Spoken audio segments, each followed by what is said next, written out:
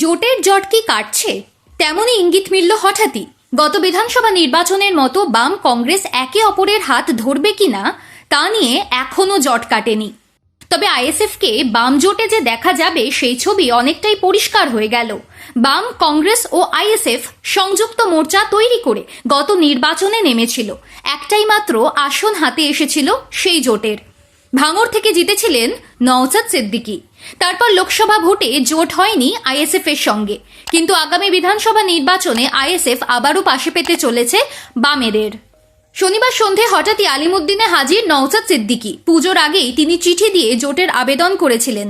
বামফ্রন্ট চেয়ারম্যান বিমান বসুকে অনুরোধ করেছিলেন নওশাদ, ভোটের গুরুত্ব বুঝে আগেই জোটের প্রক্রিয়া শুরু হয়ে যাক।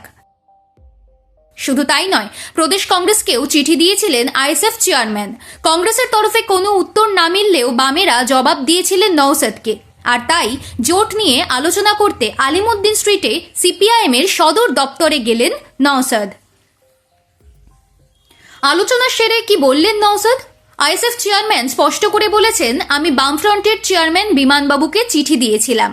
লিখেছিলাম, বর্তমান পরিস্থিতির কথা ভেবে চলুন সবাই মিলে তৃণমূল ও বিজেপিকে হারাই। বামেদের পাশাপাশি কংগ্রেসকেও একই চিঠি দিয়েছিলাম। কংগ্রেসের তরফে কোনো উত্তর আসেনি, তবে বামেরা চিঠির উত্তর দিয়েছিলেন।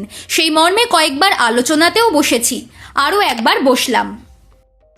বৈঠকে ছিলেন বামফ্রন্টের চেয়ারম্যান বিমান বসু, সিপিআইএম এর রাজ্য সম্পাদক মোহাম্মদ সেলিম ও কেন্দ্রীয় কমিটির সদস্য শ্রীদীপ ভট্টাচার্য। আসন বন্টন নিয়েই মূলত কথা হয়েছে। কোন কোন আসন আইএসএফ চাইছে তাও পরিষ্কার করে জানিয়েছেন নওশাদ।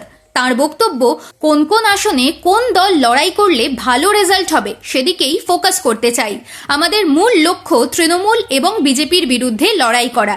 যেখানে যার শক্তি বেশি তাকে অন্যরা সমর্থন করব। বেশি আসন বাড়িয়ে নেওয়াটা লক্ষ্য নয় আমাদের। আইএসএফ এর চেয়ারম্যান নওশাদ ভাঙড়কে দখলে রাখতে চান, তবে আগের থেকে সাংগঠনিকভাবে অনেক উন্নতি করেছে আইএসএফ। দক্ষিণ 24 পরগনায় আরও বেশি সিট দখলে নেওয়ার লড়াই করবেন এবার নওশাদ। তার বক্তব্য, লোকসভা নির্বাচনে আমাদের আসন বন্টন নিয়ে সমঝোতা হয়নি, তাই একা লড়াই করেছিলাম। পরে উপনির্বাচনে আবার একসঙ্গে লড়াই করেছি। এবার কত আসন চাইছি সেটা নিয়ে এখনই বলতে চাই না। আগামী নির্বাচনে মসৃণভাবে জোট হোক সেটাই চাই।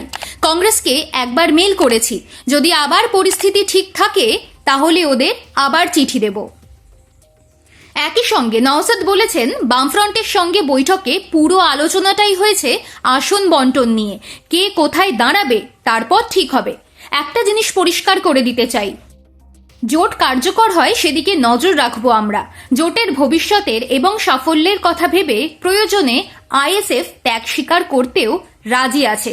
এটা সব দলকেই মাথায় রাখতে হবে।